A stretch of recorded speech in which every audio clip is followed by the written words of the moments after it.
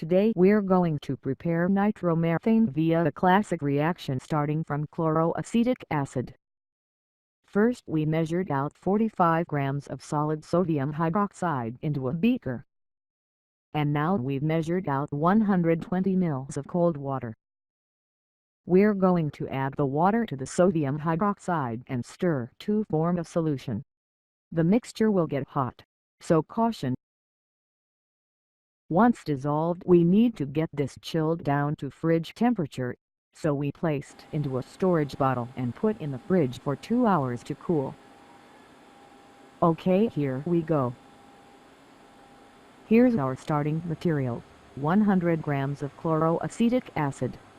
Do know that this is not a very efficient reaction, and to make nitromethane from chloroacetic acid, which is quite hard to obtain, is not a very practical way to synthesize nitromethane on any sort of scale. Be careful with chloroacetic acid as it's toxic and can absorb through the skin. Wear gloves when handling, but you should be wearing them anyway, right? We're going to mix the chloroacetic acid with 50 ml of water. First we've got the chloroacetic acid in a large 600 ml beaker, and with a magnetic stir bar. And here's the water. We place this in a larger container on top of a magnetic stirrer. And now we've got about 120 grams of ice cubes. And we add these to the chloroacetic acid in order to chill it right down. We've also set up an ice bath in the container around the beaker using ice and cold water. It's getting pretty chilly in there. What we need to do now is use our cold sodium hydroxide solution we prepared to neutralize the chloroacetic acid.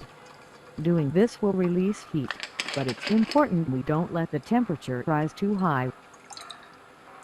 Here's our chilled sodium hydroxide solution. We add a small amount to the stirred chloroacetic acid. The temperature increases slightly but quickly drops again.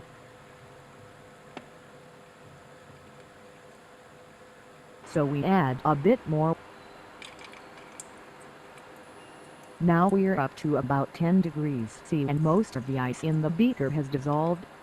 This is where we need to slow down with the addition. It's important not to allow the mixture to go above about 20 to 25 degrees. Towards the end of the addition we start to measure the pH of the mixture.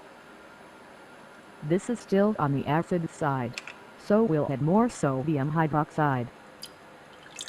Let's check again.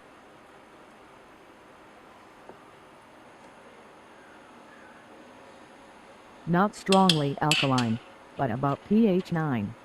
This is where we want to be. Here's our slightly alkaline sodium chloroacetate solution. Let's get set up for the reaction.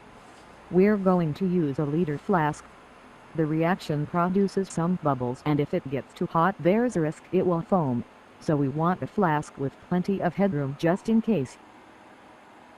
We've got a stopper in one of the outlets and a thermometer adapter and thermometer in the other. We add the sodium chloroacetate solution.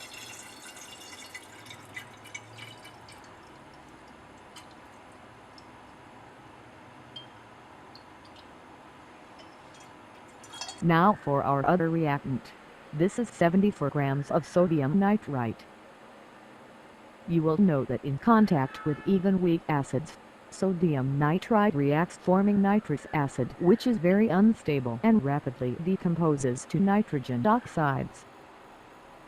Chloroacetic acid will decompose the nitrite, hence the need to neutralize it before the reaction using sodium hydroxide. We're going to dissolve this in 70 ml of warm water. As the salt dissolves, it will cool down, so dissolving takes a bit of stirring. We're pretty much there. First we've got our apparatus set up with the flask on a hot plate, and set up for simple distillation without using the thermometer to measure the vapor temperature. We've got a regular receiver and flask. We're stirring the mixture slightly to begin with using a small stir bar. And we've got a thermometer measuring the liquid temperature in the flask. This is important as temperature control is critical. We removed the stopper and placed a funnel in the flask neck. And now we add the sodium nitrite solution.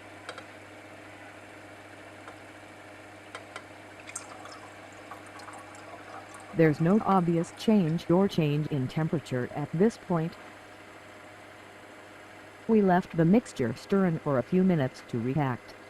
What's happening now is the formation of our intermediate nitroacetate compound in the solution.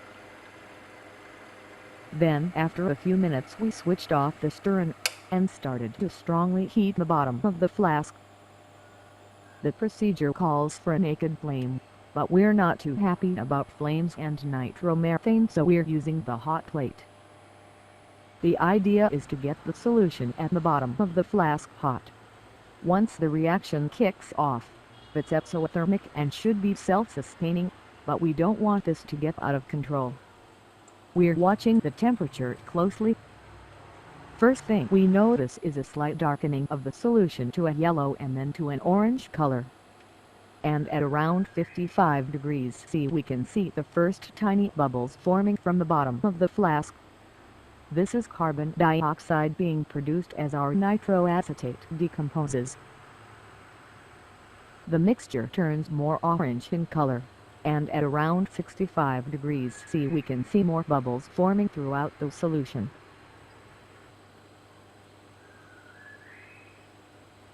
Now at about 70 degrees and we've got some water condensing in the flask. And at about 80 degrees the bubbling increases rapidly to this point. We removed the hot plate at this point to see if this would be self-sustaining.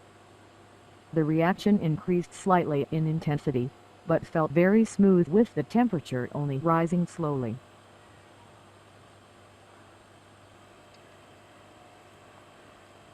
After about 10 minutes the temperature was around 90 degrees C and we started to get some distillate coming over.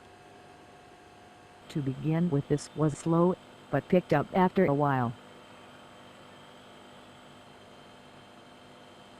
The natural temperature reached a peak of about 95 degrees C, at which point the reaction mixture looked like this.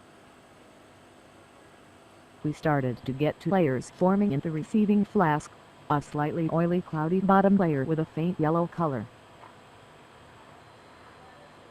Once the reaction appeared to die down slightly after about 40 minutes, we brought a hot plate back and applied gentle heat using an air gap. This got things back off to a start and the reaction bubbled away vigorously, but again without getting out of control. After another 15 minutes or so of gentle heating we put the flask back on the hot plate directly and heated so that the temperature was around 100 degrees C. This kept the mixture boiling. We dropped a sheet of indicator paper into the reaction mixture to have a look at the pH. A byproduct of the reaction is sodium bicarbonate, and with the heat this decomposes into sodium carbonate, which is strongly alkaline. This is supposedly the reason for the low yields encountered in this reaction, as the alkaline byproduct can decompose both the nitroacetate reactant and the nitromethane product. Interesting, the mixture appears to be neutral, or just slightly acidic. After a few hours of distillation the layers are now much more apparent. We kept this slow distillation going for a total of 2.5 hours. Once we'd collected around 150 mils of distillate, we transferred this to a separate container and then continued to distill. We collected about another 40 mils of distillate, but there was no apparent oil coming off as a separate layer, so we stopped heating at this point. We did a final test of the pH of the reaction mixture as it was cooling down.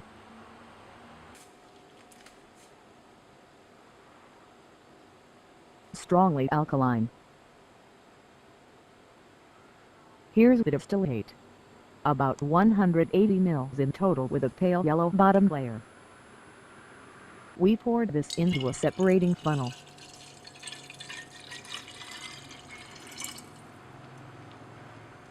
Then we added about 20 grams of sodium chloride salt in order to saturate the aqueous layer and try to drive out any dissolved nitromethane.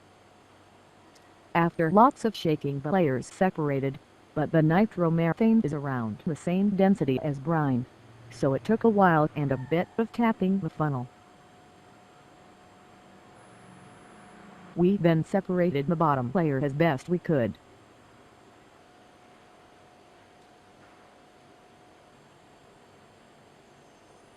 And then added some anhydrous calcium chloride granules. We removed the bottom layer of saturated water using a pipette. And then dried the liquid using some more calcium chloride. Here's our product. 22 grams of nitromethane. We could distill this for greater purity, but it seems relatively pure as it is, so we'll see how we get on with some subsequent reactions. This is a 34% yield on starting chloroacetic acid, which isn't really that bad and is about the same as the larger scale Morgson reference that we used for the reaction. Let's do a test to prove it's nitromethane, and combine this with a precautionary note. Here's some solid sodium hydroxide. Nitromethane has a special property in that it reacts extremely violently with strong alkalis.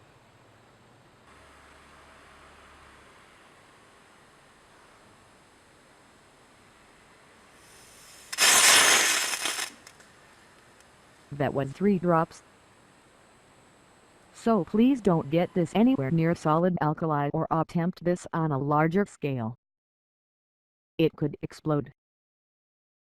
That's it. Stay tuned to see what reactions we've got planned next.